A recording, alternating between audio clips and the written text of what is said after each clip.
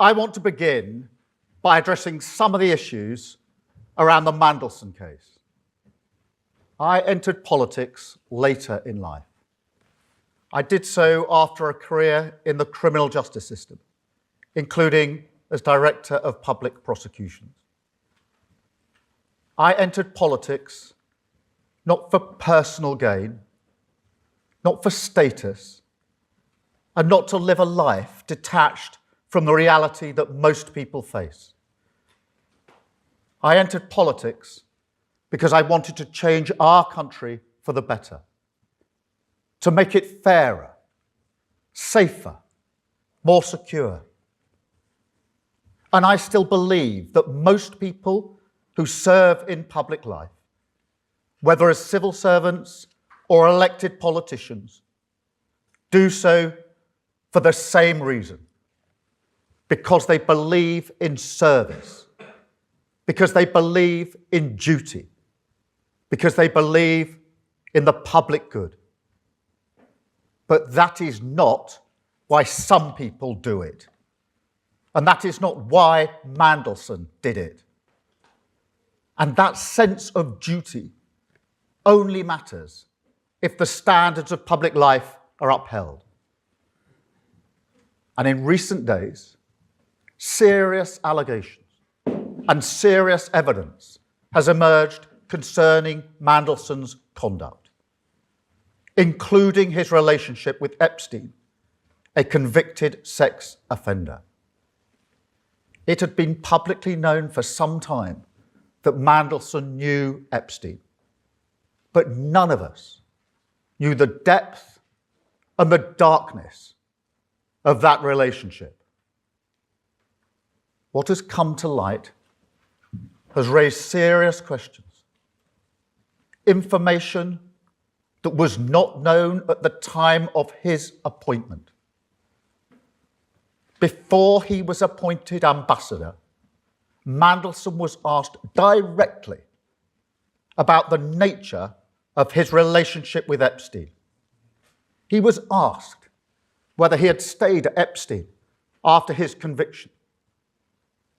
And when, later, further information came to light, he was asked whether he had accepted gifts and hospitality, about whether he had been fully transparent about the relationship. The information now available makes clear that the answers he gave were lies. He portrayed Epstein as someone he barely knew. And when that became clear, and it was not true, I sacked him. Such deceit is incompatible with public service. Let me be clear, no one is above accountability. And no one, however well connected, however experienced, however senior, should hold public office if they cannot meet the basic test of honesty. I also want to address the publication of the information Mandelson provided during the appointment process. I understand the strength of public feeling. I share the anger that people feel when powerful individuals appear to escape scrutiny. And I want to be able to release those documents as quickly as possible. I wanted to release them yesterday, in fact, and to talk about them at Prime Minister's questions. But the police have advised that releasing certain information now could risk prejudicing a future investigation or legal process. And however frustrating from my personal point of view that is, and it is, I will not take any step, however politically tempting, however popular, that risks justice for victims. Because this is not and must never become a political game. The victims of Epstein have lived with trauma that most of us can barely comprehend. And they've had to relive it again and again. They have seen accountability delayed and too often denied. To them, I want to say this: I am sorry. Sorry for what was done to you. Sorry that so many people with power failed you. Sorry for having believed Mandelson's lies and appointed him.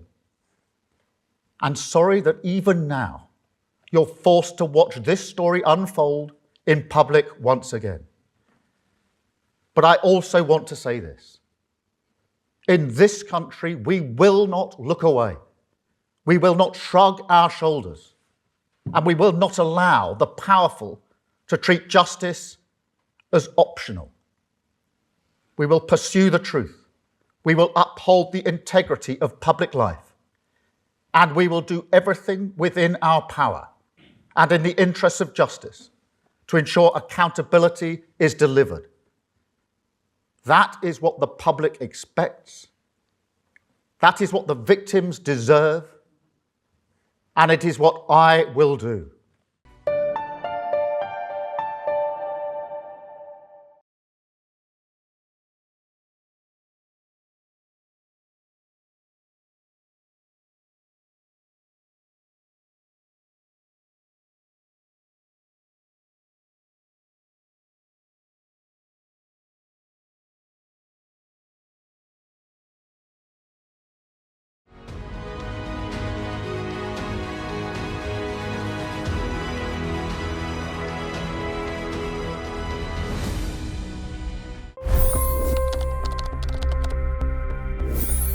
$25 crore गरीब गरीबी को परास्त करके बाहर निकले।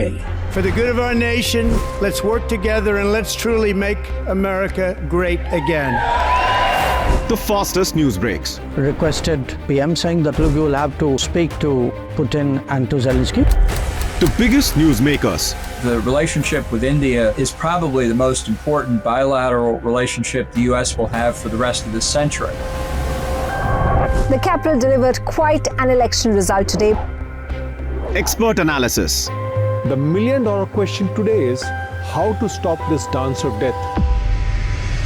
Ground reports.